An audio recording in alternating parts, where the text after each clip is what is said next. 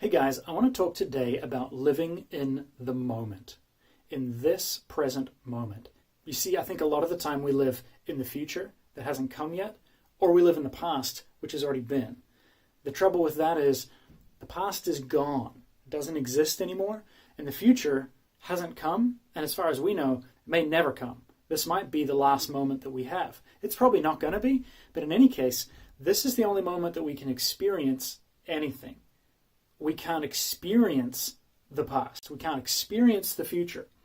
We can certainly live as a result of events that happened in the past, and we can live positively expectant of what's going to happen in the future, but we can only experience life at this present moment right now.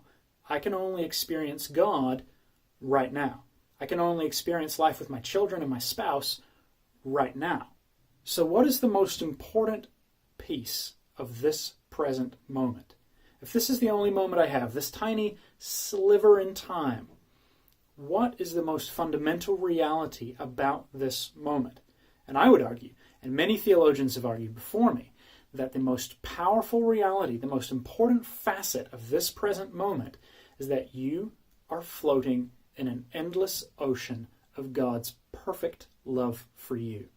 The same love that God poured out on the entire world and specifically poured out on his son Jesus at Calvary, when God gave up his own life in order to mend the rift with humanity, to convince all of mankind that he was not a God who would ever hurt us or raise his hand against us. That self-sacrificial love is poured out onto you and I every moment, and only in this present moment. We can be thankful that God loved us in the past, and we can be expectant that God will love us in the future. But the only time that we can experience that love is right now. And the most important part of right now is experiencing the love that God has for us. When you can start to change to live in the present moment rather than living in the past or the future, everything about life becomes more everything. Everything becomes more colorful. Food becomes more flavorful. Love becomes more lovely. Pain becomes more painful. But pain can then be used as a catalyst for growth. Quite often we'll avoid our painful emotions in order to not have to experience this present pain, right? Grief and sadness are visceral, powerful emotions, and if we could just push them off, then we can try and be happy again.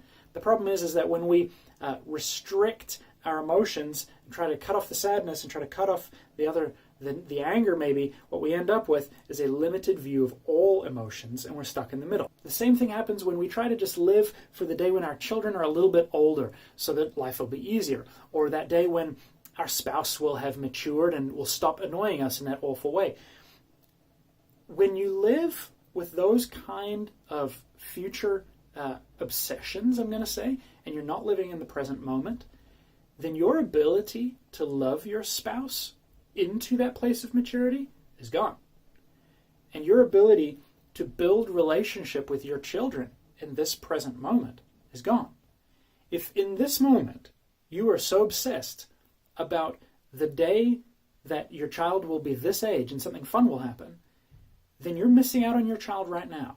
And when that day comes, the likelihood is you won't have a relationship with your child. And it's exactly the same thing with God. We can look to, one day I will be so pure and holy. One day I will be righteous. One day I won't have to deal with these addictions anymore. One day I will be so much more at peace in myself. You know, the moment to get at peace with yourself and God is this moment right now. So let's tune in. Put the phone away. Put the book down. Turn the TV off. Stop doing 3 things at once. And tune into this present moment right now. How are you standing? Or how are you sitting? What is your body telling you? Are you tense? Do you need to let your shoulders down? Is your jaw locked? Is your butt clenched? What about your body can tell you anything in this moment right now? Listen to your body and relax a little bit. Now listen to your mind. What's happening in your head? Are you stressed out? Have you got a lot of thoughts going on?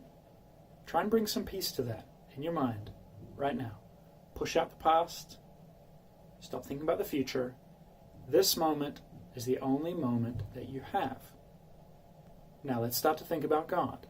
One of the exercises that I really like to do, if you're standing, feel the ground underneath your feet. Feel it with your toes and your heels holding you up. If you're sitting in your chair, feel the chair underneath your thighs, under your butt, holding you up in this present world. Now think about God holding you in this universe, in this life, in the same way that the chair or the ground is holding you up. Can you feel that? Here's another exercise I like to do. Think for a moment about the vastness of space, about how huge the cosmos and the galaxies and the universe is. It's beyond comprehension. But try to think for a moment about how impossibly large the galaxy is. Now think for a second about how infinitesimally tiny the tiniest of atoms and subatomic particles are. In your very body, there are molecules made up of billions of atoms. Atoms have particles. Atoms are something like 90% empty space. So even an atom has subatomic particles within it. So mind-bogglingly tiny. You, my friend, are about average size between the tiniest things in the universe and the biggest things in the universe, which to me says you are in the center of God's attention. His eyes are right on you. He is holding you up, and he loves you infinitely in this moment right now. And in this moment. And in this moment. So as you go about your life, and you have difficult things, your boss is difficult, that thing you wanted to do really didn't work out, that person in front of you is driving really slow on the highway, you've just been tailgated, the weather is bad, everything is frustrating. There's 101 things that can bother you. Tune back into a more important reality just for a moment. What's happening in your body? What's happening in your heart? What's happening in your mind? Where are you in relation to God? God is holding you. God's eyes are fixed on you. This is the only moment that's real. And in this moment, you are perfectly and infinitely loved by God. And you'll find everything else starts to melt away. And as you practice living in this present moment, moment by moment by moment, you will awake to the presence of God involved in everything in your life. So be present. Tune in. Don't tune out.